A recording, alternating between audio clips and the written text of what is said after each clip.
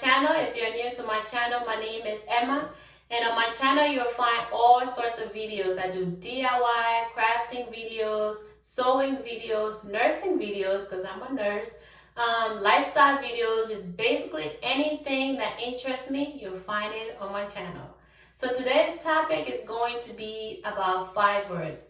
Fibroids are non-cancerous tumor that grows inside of the female's uterus wall or outside of the female uterus wall. And some of the risk factors include a black female, obesity, having a period at a very young age, early onset.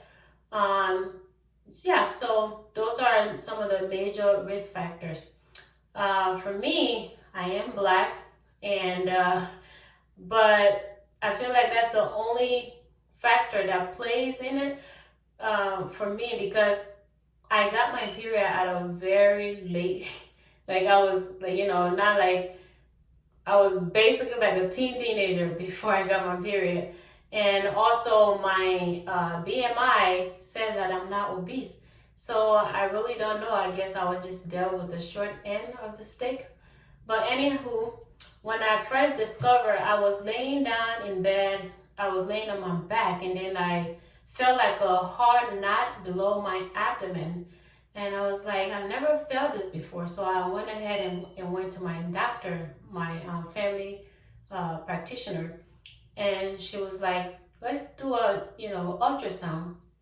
She did an ultrasound, and the ultrasound revealed that it was fibroids. So at that time, that was about 4 or 5 years ago. And she basically told me that it was really small to even think about surgery at that time. So I was like, oh, okay, good, because I was in school anyway at that time, and I did not want to, drop school and have to do the surgery. So by the time I was done with school, the fibroids had gotten so big. It has gotten huge, and that was like within a period of 1 year, because I was in school for 13 months. So that was basically 1.5 years. The picture that you see up there, somewhere up there, that was, like after 1 year. Like that's how big the fibroids was. So then I went back to my doctor. I was like, okay, so what are my options to get this fibroids out? So she told me, she was like, okay, here are your options. We will have to do cesarean section, basically a C-section, because she said the fibroids had gotten so large that she couldn't do the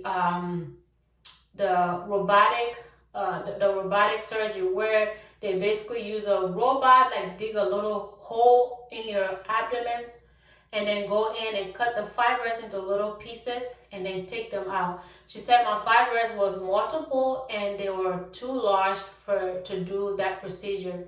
So instead, she suggested to do the myomectomy.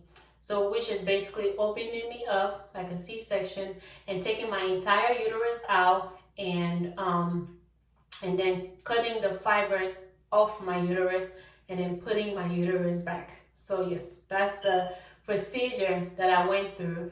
And I'm going to show you a picture at the end of the video, and you'll see how huge the fibroids were. Like she took out, like when I did the surgery, before I went in to do the surgery, I was like, you have to take pictures of these fibroids. Like I have to keep them. But before even I did the surgery, the first time, my first appointment, I went to her. I was like, okay, I think I'm ready to get the, fibroids out. Then she hit me with the risk, with the risk that comes with the surgery. Basically, every surgery you have, they tell you risk, because there is risk that comes with it. So she was like, one of the risks is that, if she goes there and I'm bleeding, like, and she cannot stop the bleeding, and the only way she saved me is taking my entire uterus out, she's going to take my entire uterus out and save me. That scares me. Like, I was like, oh my God, if that happened, I'm never going to have kids. And then, and number two, she said, when she takes the fibers out, chances are there might be a high chance that I might not be able to conceive. So that also scared me. So I was like, let me think about it. How about I try to see if I can conceive, at least have one child before I do the surgery. In that way, I have one child. So she told me, she said, think about it. So I went home and then I thought about it and I decided to try to get pregnant. And I successfully got pregnant.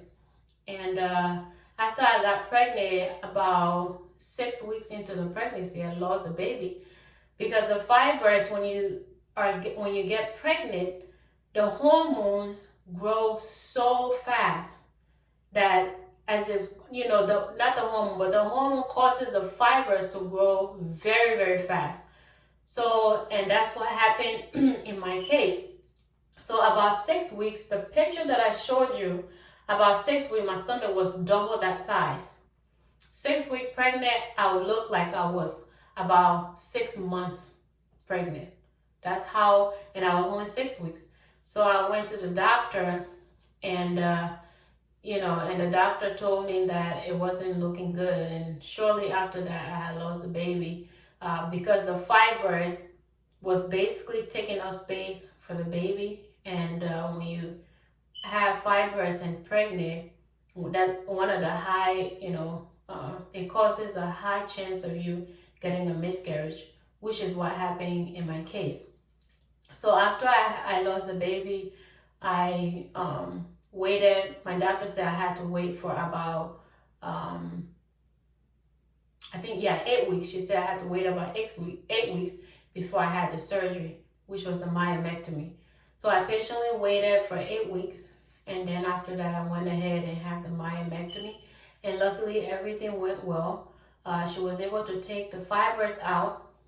There was 2 of them that she told me that she left in because they were too close to my bloodline that was providing blood to my vessel that was providing blood to my uterus. And she said she didn't want to take that out, which was going to be more, detrimental for, in my case, if I wanted to have kids in the future. So yeah, there's still 2 left, 2 left there. It's little as far as I'm concerned. But yeah, so after the surgery, I went home for the recovering stage for myomectomy is about 6 weeks. So, but by week 4 or 5, I was already up moving. I wasn't feeling any pain. And, I was going to the gym and like just walking on a treadmill and, not lifting anything heavy, but kind of just, moving around and, just doing a little bit of exercise. So by 6 weeks, the picture you see over there, I'm showing you like my scar after 6 weeks. So everything went well, and then I healed, nicely, went back to work. So yeah, that is the story of my fibroids. Like I said, at the end of the video, I'm gonna show you the images of the fibroids that was taken out. I asked my doctor to take a picture of it. It's my souvenir. So when she did the myomectomy, I wanted her to go below the bikini line so I can hide the scar. But she said because it was so large that she couldn't go below the bikini line, she had to cut me vertically, basically up and down. So that's what she did because she said she needed to take my entire fibers out. So yeah, I have my forever scar, literally going from my umbilical button all the way down. So, but yeah, that's my forever scar. I'm grateful. I was grateful that she was able to take it out. And I was grateful that everything went well with the surgery.